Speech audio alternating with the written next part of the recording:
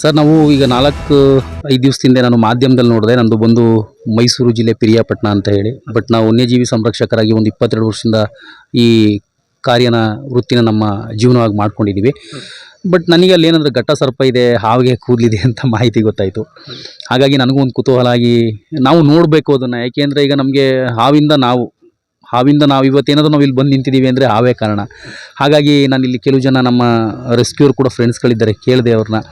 ನಮ್ಮಲ್ಲಿ ಸ್ವಲ್ಪ ಮೌಢ್ಯತೆಗಳು, ಹಾವಿಗೆ ಕೂದಲು ಬಂದಿದೆ, 2 ತಲೆ ಇದೆ, 5 ತಲೆ ಇದೆ ಅಂತ ಹೇಳಿದ್ರು. ನಾನು ಒಂದು ಸಲ ನೋಡೋಣ ಕಣ್ಣಲ್ಲಿ ಅಂದ್ಕೊಂಡು ಬಂದೆ ಸರ್. ಇಲ್ಲಿ ಬಂದು ನೋಡಬೇಕಾದ್ರೆ ಇದೊಂದು ಕ್ರಿಸ್ತಪೂರ್ವದಲ್ಲಿ ಸ್ಥಾಪನೆಯಾಗಿರುವಂಥ ಸಾಮ್ರಾಜ್ಯ ಆಗಿರೋದ್ರಿಂದ, ಇದೆಲ್ಲ ಕಲ್ಲಲ್ಲಿ ಕಟ್ಟಿರೋದ್ರಿಂದ ಇಲ್ಲಿಗೆ ಇಲಿಗಳ ಸಂಖ್ಯೆ ಜಾಸ್ತಿ ವಾಸ ಮಾಡಲಿಕ್ಕೆ ಇಷ್ಟಪಡ್ತದೆ. ಅದನ್ನು ಆಹಾರಕ್ಕಾಗಿ ಅದನ್ನು ಆಹಾರ ಅರಸ್ಕೊಂಡು ಹಾವು ಬರುವಂಥದ್ದು ಸರ್ವೇ ಸಾಮಾನ್ಯ 100% ಭಾಗ ಸತ್ಯ. ಬಟ್ ಇಲ್ಲಿ ಕೊಳ ಇದೆ, ಭಾಳ ವರ್ಷಗಳ ಪುರಾತನ ಕಾಲದ ಕೊಳ.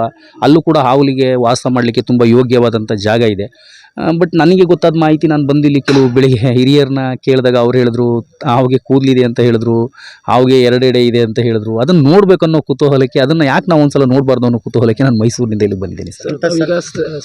ತಾವು ಇದು ಸರೀಸೃಪ ಸಂರಕ್ಷಣೆ ಮಾಡ್ತಾರೆ, ಇದುವರೆಗೂ ತಾವು ಆ ರೀತಿ ಹಾವು ಇರೋದು, ಈ 2 ತಲೆ ಇರೋ ಹಾವು ಏನಾದ್ರು ನೋಡಿದ್ದಾರೆ? ಸರ್ ಇಲ್ಲ ಸರ್. ನಾವು 2 ತಲೆ ಹಾವನ್ನ ಯಾವುದಕ್ಕೆ ಕರಿತೀವಿ ಅಂತ ಅಂದರೆ, ಈ ಮಣ್ಣು ಮುಕ್ಕ ಹಾವು ಅಂತ ಬರ್ತದೆ, ಅದು ಹಿಂದಕ್ಕೂ ಹೋಗ್ತದೆ ಮುಂದಕ್ಕೂ ಹೋಗ್ತದೆ, ಅದನ್ನು 2 ತಲೆ ಹಾವು ಅಂತೀವಿ. ಅದು ಬಿಟ್ಟರೆ ನಾವು 2 ತಲೆ ಸರ್ಪಗಳು, 5 ತಲೆ ಸರ್ಪಗಳು, 7 ತಲೆ ಸರ್ಪಗಳು ಇದೆಲ್ಲ ಸಿನಿಮಾದಲ್ಲಿ ನೋಡಿರೋದಷ್ಟೇ ಸರ್. ಸರ್, ಈಗ ಇನ್ನೊಂದು ನಿಧಿ ಇದ್ದ ಜಾಗದಲ್ಲಿ ಅದರ ರಕ್ಷಣೆಗೆ ಹಾವು ಇರುತ್ತೆ ಅನ್ನೋದು ಮಾತು, ಅದ್ರ ಬಗ್ಗೆ ಇಲ್ಲ ಸರ್.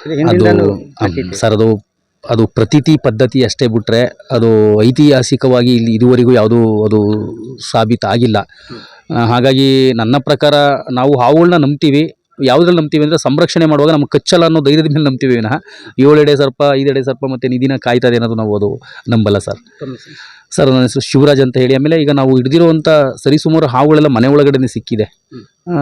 7 ಅಡಿ 8 ಅಡಿ ಉದ್ದ ಇರುವಂಥದ್ದು ದೊಡ್ಡ ದೊಡ್ಡ ಸರ್ಪಗಳನ್ನೇ ನಾವು ಸಂರಕ್ಷಣೆ ಮಾಡಿದ್ದೀವಿ. ಮತ್ತು ಆಗಿದ್ರೆ ಅಲ್ಲೂ ಚಿನ್ನ ಇರಬೇಕಲ್ಲ.